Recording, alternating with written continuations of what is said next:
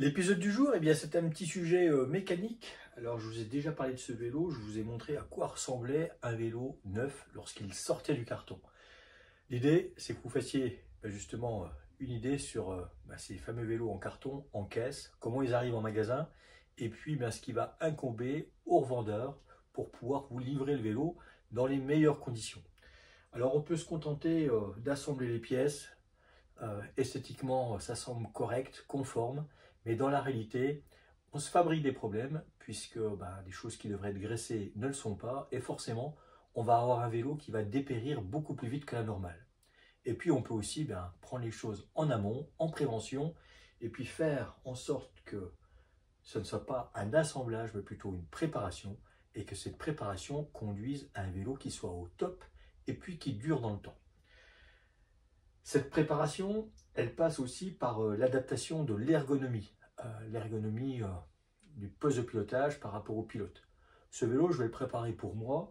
D'origine, les Moundraker ont les pivots de fourche qui sont relativement longs.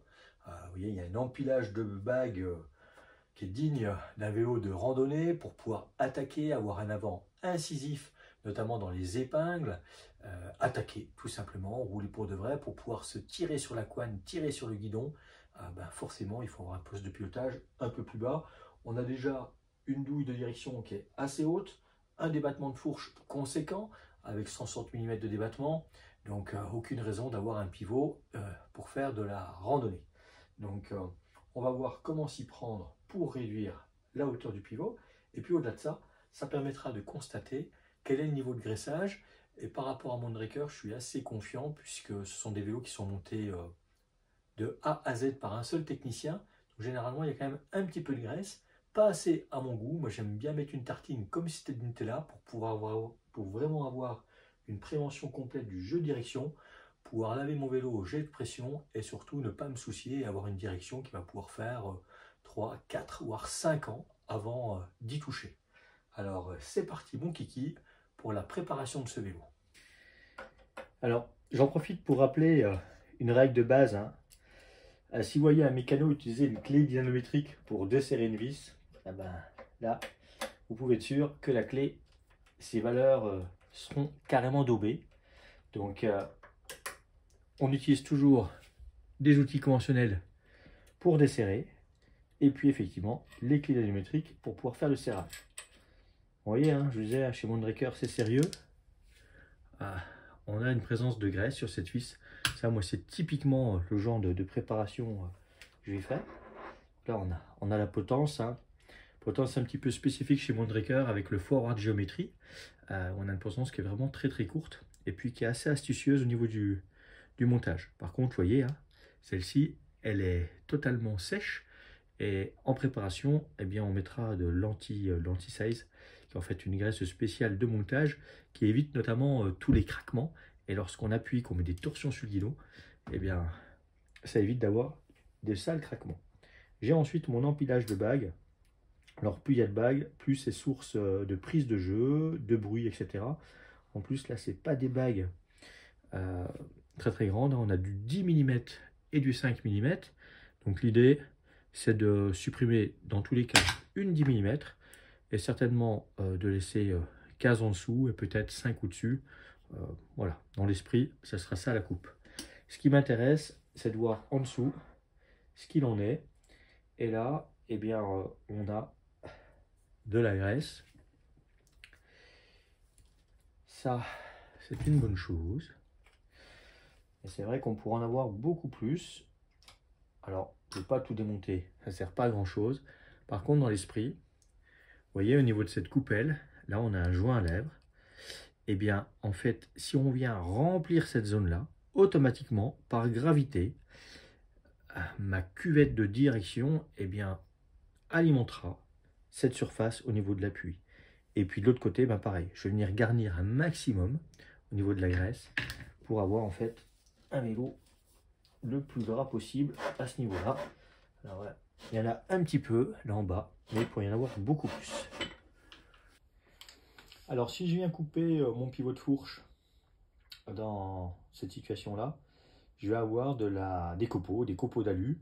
Si c'est une fourche carbone, des copeaux de carbone qui vont venir se mélanger à la graisse et ça sera catastrophique pour la suite. Donc ce qui va être impératif, ça va être de protéger cette zone pour justement ne pas la polluer. Donc là je vais utiliser du scotch d'emballage pour faire en fait une protection des roulements par rapport aux différentes poussières qui vont résulter de ma coupe. Et c'est d'ailleurs souvent l'argument qui sera utilisé par les marques lorsqu'on se met à râler et dire ah mais il n'y a pas de graisse, tout ça, etc. Et c'est vrai que s'ils mettent de la graisse et que derrière on doit ajuster la hauteur de pivot, ce qui est très courant sur un vélo de route ou un gravel, et bien derrière c'est la misère. Là au moins l'avantage, c'est que il n'y a pas trop de graisse. Là en plus en protégeant comme ça, ben, c'est royal.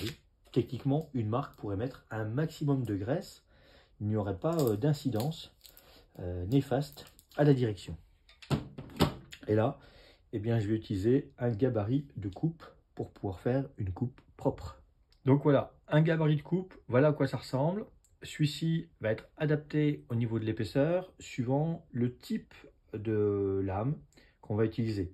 Puisque ben, pour un pivot métal, on va utiliser une lame métal. Mais par contre, pour un pivot carbone, il faudra utiliser une lame spécifique, à savoir une lame pour couper le carbone. Donc là, on sera sur un pivot métal, donc on utilisera une lame tout à fait classique, avec une lame de scie pour le métal. Il n'y a pas de code couleur, voilà, c'est une Partool cette scie-là, donc elle est toute bleue, c'est celle qu'on utilisera. Là, pour vous montrer, il s'agit d'une lame spécifique pour le carbone. Et bien la lame carbone, elle a finalement limite 3 lames en une. Une lame au centre et puis 2 lames de chaque côté à 45 degrés. L'idée c'est de pouvoir couper un tube carbone sans venir créer d'amorce de rupture. Du coup on a une lame qui est beaucoup plus épaisse. Du coup l'outil de coupe, le gabarit de coupe devra avoir une fente beaucoup plus large pour la lame carbone pour ne pas endommager celle-ci sur les côtés. Pour couper le pivot avec un minimum de mouvement, il faut que le vélo tienne un maximum. Donc là, moi, mon astuce, c'est que j'utilise le pied électrique plus un pied de maintien au niveau de la roue. Et puis, je viens mettre le vélo en pression légèrement sur rien du tout, en millimètres. Mais il est quand même en pression. Et là, c'est clair que j'ai quand même quelque chose qui tient pas mal du tout. Ce qui va me permettre d'opérer au niveau de ma coupe avec un maximum de maintien. Petit contrôle, c'est bien 15 mm de cale que je vais supprimer. Donc je vais supprimer 15 mm de pivot. Je me fais un petit repère qui va bien.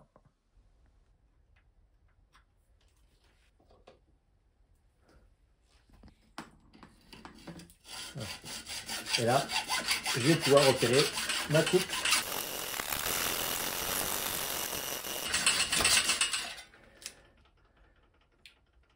Et voici notre bague de 15 mm.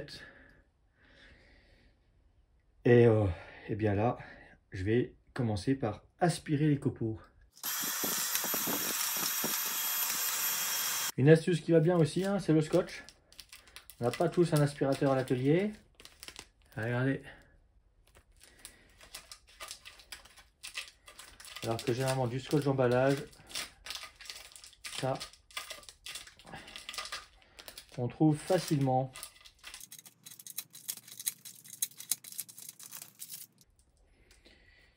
Démonter le gabarit. Et puis là, passage à la meule pour la finition, histoire d'avoir un joli chanfrein. Et puis ce qui est super important, jamais de coupe-tube. Jamais de coupe-tube pour un pivot de fourche ou une tige de selle, puisqu'on est sur des éléments qui ont des diamètres qui sont vraiment à respecter, avec une précision qui doit vraiment être énorme. Autant couper un guidon, ça sera possible au coupe-tube avec un coupe-tube de qualité, puisqu'en fait tous les éléments qui viennent sur un guidon vont pouvoir s'ouvrir ou sont élastiques, les poignées, les grippes, les freins, etc. On n'est pas comme sur une tige de selle. Une tige de selle, elle est coupée au coupe-tube. Derrière, elle va défoncer le cadre, elle va faire alésoir. Donc ça, c'est vraiment à proscrire.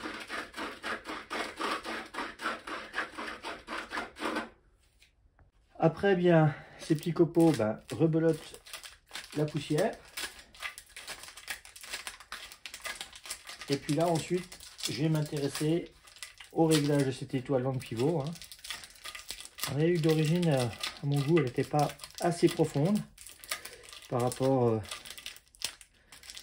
à sa fonction, tout simplement. C'est quand même de maintenir compressé le jeu de direction.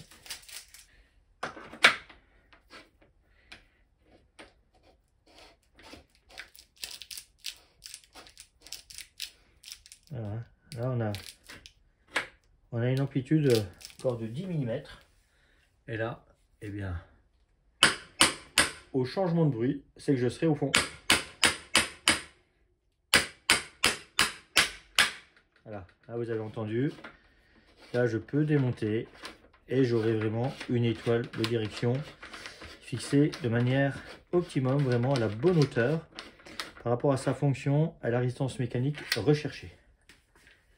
Je vais pouvoir retirer le scotch de protection pour ensuite passer aux choses sérieuses, à savoir la préparation de la direction.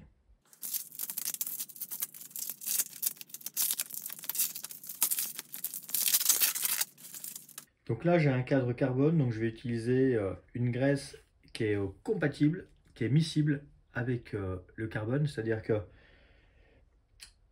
au niveau de sa composante chimique, elle n'attaquera pas la résine du carbone. Il y a deux types de graisses pour le carbone. Les graisses pour les tubes de sel qui contiennent des particules plastiques, typiquement ce produit-là, qui a une pâte carbone spéciale tube de sel, où là j'aurai du grip en plus, de l'isolation électrique pour éviter un phénomène d'électrolyse.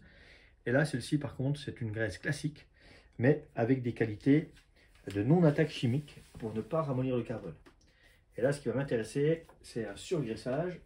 Et pour effectuer le surgraissage, forcément, mon cadre qui était comprimé, il va falloir que je le libère un petit peu. Et là, je vais venir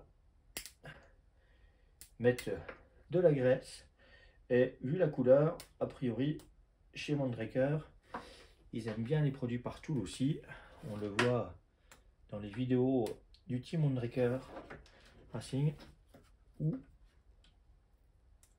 les produits par Tool sont souvent mis en valeur. Donc voilà, j'ai tout rechargé et forcément, quand ça va se mettre en place, j'aurai une super pré-protection du roulement par rapport à tout ce qui est agent extérieur, eau, boue, sable et compagnie. Bon, j'ai remis ma bague conique. Là, je vais venir mettre un surplus de graisse également en prévention. L'idée, c'est vraiment d'avoir un joint supplémentaire à l'aide de cette graisse. Et de la même manière, je vais venir remplir ma gorge ici pour avoir une protection optimum.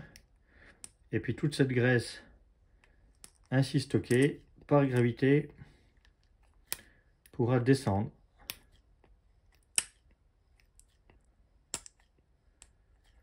au fur et à mesure de l'usage, des lavages.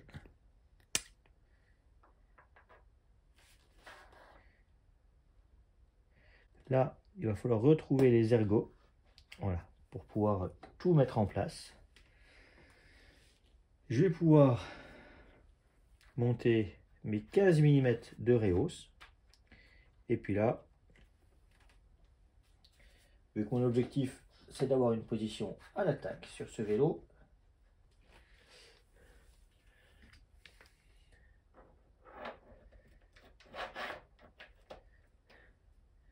la potence. Alors, on n'a pas des cales qui sont adaptées. Si je veux mettre une dessous et une dessus, donc j'ai la possibilité de les mettre les deux en dessous. Et si je veux mettre une cale au-dessus, eh bien, il faudra mettre une cale ronde. Et puis le principe d'un pivot, c'est que le pivot, il doit être suffisamment à peine plus bas, environ 1,5-2 mm, pour permettre au bouchon de pouvoir venir faire la compression. Parce que si le bouchon est en contact avec le pivot, on ne pourra pas comprimer la direction. Et cette vis là, eh bien sur un vélo, c'est une des rares vis qui se serre. Voilà, elle se serre, il n'y a pas de couple de serrage. Cette vis-là, elle doit être serrée jusqu'à ce qu'on comprime la direction, où on a des roulements qui ont une forme un petit peu conique. Et plus on va serrer, plus on va comprimer le système, les différentes bagues, pour avoir en fait une direction sans jeu. Donc pas de couple de serrage pour la vis qui concerne la tension de direction. S'il s'agit d'un vélo de route, qu'on a un expandeur, très souvent les expandeurs, eux, ont un couple de serrage. Bon, la direction est comprimée, la potence est pareille au niveau de l'axe. Hein. Je vais pouvoir monter mon vélo. L'idée, ça va être de monter l'avant pour pouvoir mettre le vélo à plat et puis directement le cintre dans la bonne position. Les disques sont rarement montés sur les roues, hein, tout simplement pour éviter de les voiler. Donc là, il s'agit d'un disque Centerlock. Donc il n'y a pas de position, hein. On peut le mettre dans la position où on veut sur les différentes cannelures. Donc voilà, on n'est pas sur une fixation avec 6 vis en 6 trous. Là, je mets mon disque dans la position où je veux et j'ai un écrou.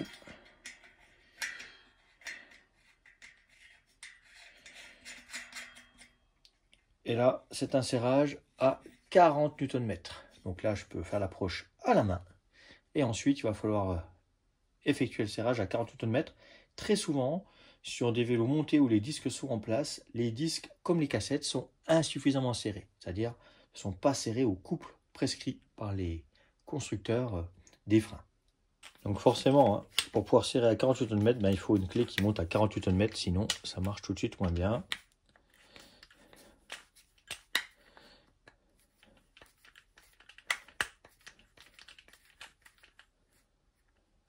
Voilà, là j'ai mes 40. Je vais pouvoir serrer le disque.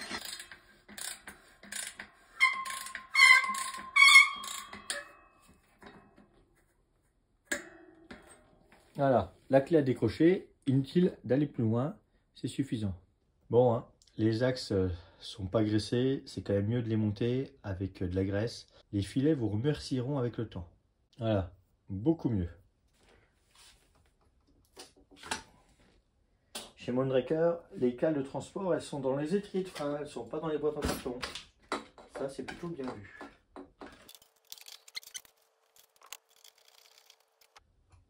Axe serré, ajustement de la petite vis à l'avant. Inutile de trop serrer. Voilà, j'ai mon vélo cassé de roues, je vais pouvoir le mettre à plat pour pouvoir mettre le guidon dans une position arc-flèche pour que celui-ci travaille mécaniquement de façon correcte et puis apporter un maximum de confort au pilote. Donc là, il va falloir ouvrir la potence. Hein. Alors là, on est vraiment sur la potence spécifique, pas courante, mais pleine d'arguments. Le démontage à la clé classique.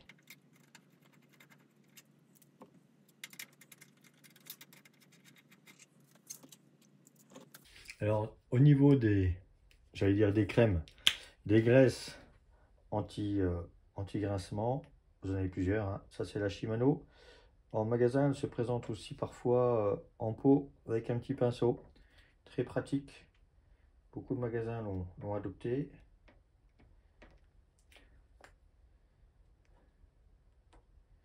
Donc là, je viens nourrir mes filets. Et automatiquement, ça évitera d'avoir dans les torsions un cintre qui vient couiner, surtout avec le temps.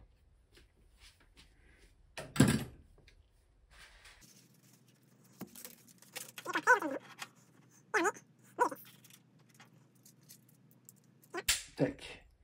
Il faut venir les clipser.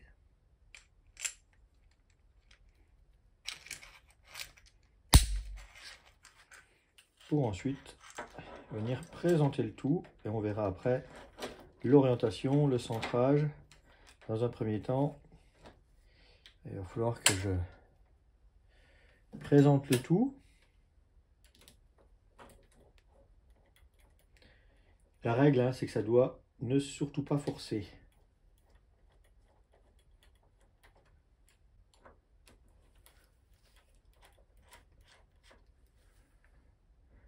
Alors les vis, hein, quelle que soit la marque, hein, c'est toujours pareil. Vous avez à chaque fois une vis avec une petite rondelle. La rondelle a vraiment son importance.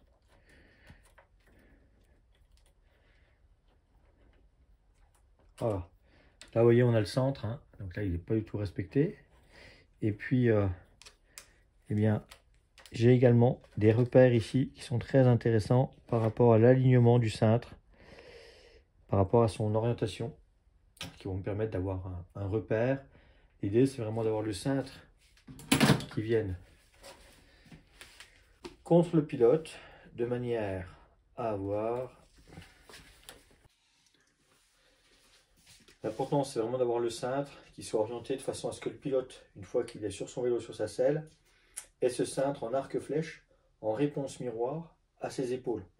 Si mon cintre est trop en avant, ça ne sera pas bon pour la résistance mécanique du cintre, ça ne sera également pas bon pour mes poignets qui auront une sale position cassée, et puis dans le sens identique. Donc il y a vraiment des positions, si vous voulez vous fabriquer des problèmes de canal carpien, c'est carrément l'idéal. Donc il faut vraiment jouer sur cette orientation de guidon en pensant à un système arc-flèche, un anneau de Saturne, et voilà, et ça doit, vos épaules et le cintre doivent vraiment former une ellipse. Là, je vais continuer mon approche avec une clé classique, pas de résistance.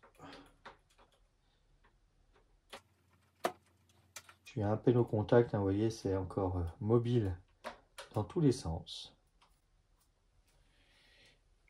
Et puis là, maintenant, je vais m'intéresser au réglage pour de vrai.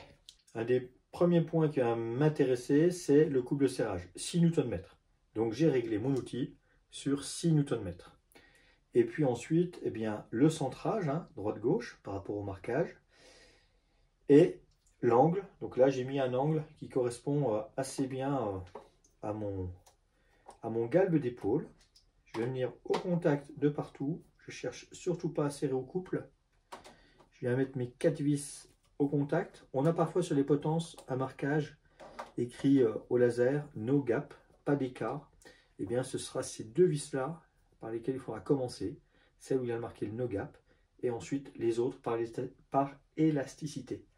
Donc là, je vais serrer celle du dessus dans un premier temps.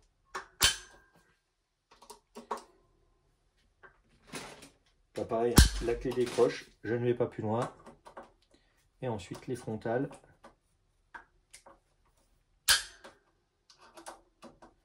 Voilà. Là, j'ai une potence vraiment correctement serrée dans les règles de l'art, avec une direction également serrée dans les règles de l'art. Là, j'ai la connexion avec l'écran du nouveau moteur Bosch Smart System CX, la nouvelle génération, celle qui est compatible avec les batteries de 800 Wh. Et puis surtout, eh bien, la fixation par deux vis pour un moteur plus léger et puis encore plus efficace. On aura l'occasion d'en reparler. À ce stade, je peux d'ailleurs regarder si mon vélo est chargé. Et forcément, il n'est pas en français, donc je vais le mettre en français direct. J'ai une batterie qui est chargée à 30%. Donc ce vélo sera bel et bien à mettre en charge. Je vais avoir la tige de selle à fixer au guidon. Alors là,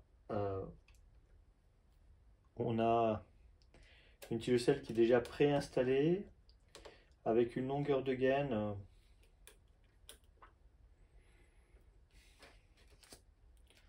à peine longue à mon goût.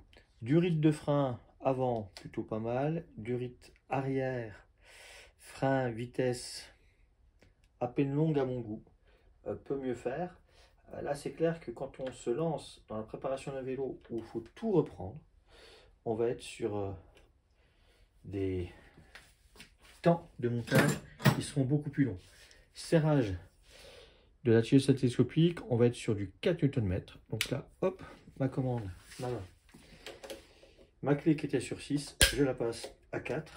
Et là, voilà, j'ai ma tige de selle qui, logiquement, vu qu'elle a été montée par Mondraker intégralement, est, je l'espère, opérationnelle.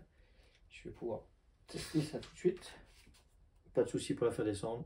Je rappuie, ça remonte. Alors là, j'ai les leviers de frein qui sont un petit peu trop à l'horizontale. Hein. Alors les deux ont été réglés de la même manière, mais je vais leur mettre un peu plus d'angle pour avoir justement le levier de frein dans le prolongement de mes doigts pour pas avoir le poignet cassé lorsque je veux freiner. Je suis déjà tombé sur des vélos, alors pas chez Mondraker, avec les poignets Locon qui tournent. Donc par professionnalisme, je viens toujours contrôler que mes poignets Locon sont correctement serrés.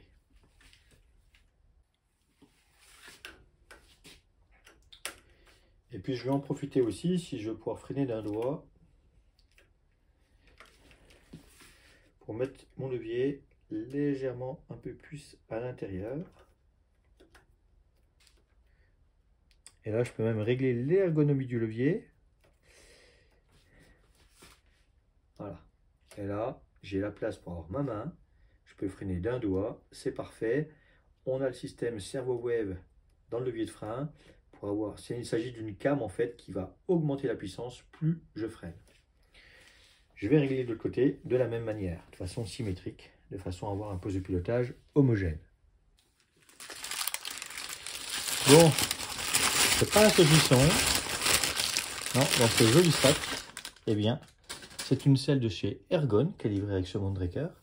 Donc, on va la monter en respectant son niveau, puisqu'elle a un appui arrière. Donc, on ne va pas pouvoir mettre le niveau de là à là. Hein. Ça va plutôt être jusqu'ici, la plateforme, pour avoir en fait une selle avec un bon appui, un bon contrôle du vélo.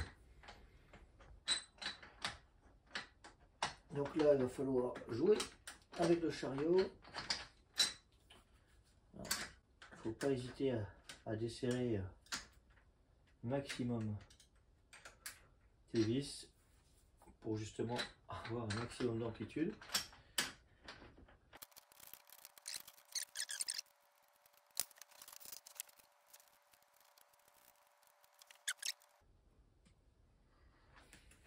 Ça après avoir en roulant, comment j'ajusterai le recul. C'est vrai que je pourrais également prendre la cote sur mes autres vélos avec le gabarit ici au 80 mm, vu que j'ai plusieurs Mondraker pour reprendre la même position, par exemple que sur un slide ou sur un crusher pour ce crafty. Alors sur des vélos où la tige de selle n'est pas du tout montée, il y a également tout le boulot du montage de la tige de selle télescopique qui peut vite prendre 20 minutes, 30 minutes. Voilà, donc là ça sera certainement l'occasion sur une révision de déposer, vérifier le graissage, etc. Mais ça ne sera pas d'activité aujourd'hui parce que je suis un petit peu impatient de rouler ce vélo, je vous avouerai. Sur beaucoup de vélos, restera à vérifier également le serrage du corps de roue libre et du disque arrière en Centerlock ou en 6 vis à la clé dynamétrique pour être sûr que tout soit conforme aux données constructeurs. Je peux en profiter pour virer la petite protection. Et puis je pense qu'il y aura des mises à jour à faire. Hein. L'idée, ça va être de le rouler dans un premier temps dans cette configuration-là. Et puis ensuite, de le mettre à jour pour se faire une idée des évolutions entre la première mouture et puis le premier roulage avec une mise à jour déjà disponible certainement. Serrage du pied et puis on va prendre un petit peu de hauteur pour travailler plus confortablement. On contrôle l'alignement du frein arrière. Visuellement, ça a l'air pas mal du tout.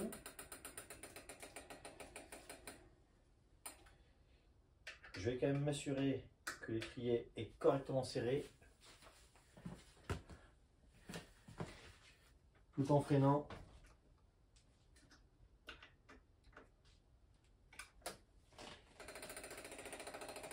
Ça, c'est une bonne chose. À l'avant, j'ai vu que c'était pas folichon. Voilà, hein, ça frotte. Quand je freine, ça déforme le disque. Donc, on va pas plus loin. Je viens, alors je vais carrément ôter le système d'anti-desserrage. On le remettra ensuite. Je vais desserrer mon étrier. Je viens au contact. Alors, j'ai également un petit gabarit qui permet d'avoir les 25 dixièmes de chaque côté. Mais je ne le vois pas à portée. Donc je fais avec la méthode générique. Hop, je relâche. Il y a un léger petit voile qui peut simplement être dû au freinage de tout à l'heure sous contrainte. Ouais. C'est mon disque qui est voilé. C'est clair que le disque en vrac dans le carton, sur la roue c'est compliqué. En vrac dans une seule sac papier c'est compliqué aussi. Ce qui est pas mal, c'est quand ils sont intercalés dans un gros carton cannelé de chaque côté, où là on a une vraie protection. Bon, mon frein est centré, le toucher est bon, donc ça c'est plutôt pas mal. Bon, dans les choses pas très heureuses, là j'ai la gaine qui a un petit peu plié. Alors ça, j'arrive peut-être à la redresser. Ça c'est typique du transport. Je peux en profiter pour vérifier le serrage. Le dérailleur est bien serré, c'est une bonne chose.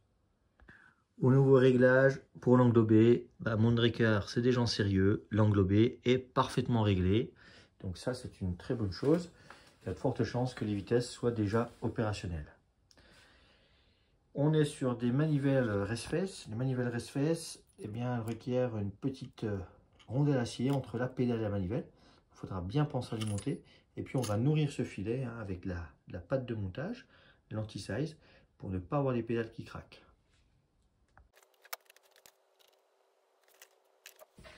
Voilà, ma rondelle, ma pédale.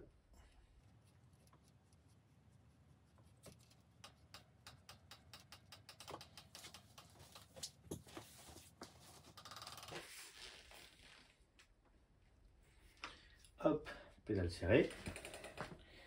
On va faire pareil en face. Faire la chasse aux étiquettes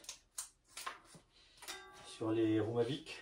Bon, à noter que là on a l'aimant du moteur, donc si on passe en tubeless, il faudra bien penser à remettre l'aimant.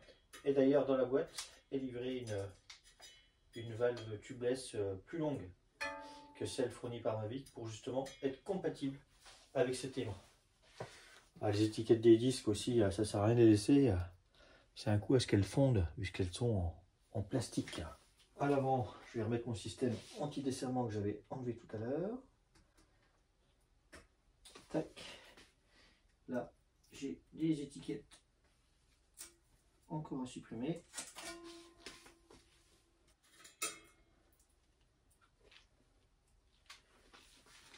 Sur le disque,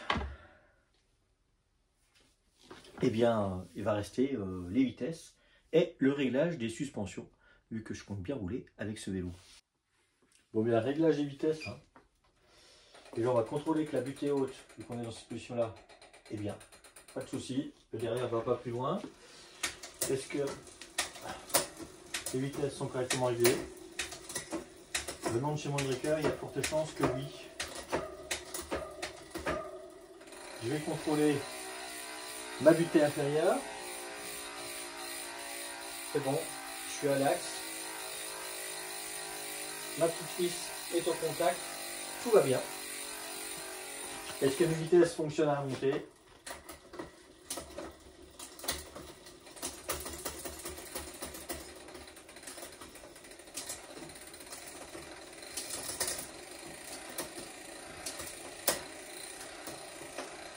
Eh bien, ça a l'air plutôt pas mal tout ça.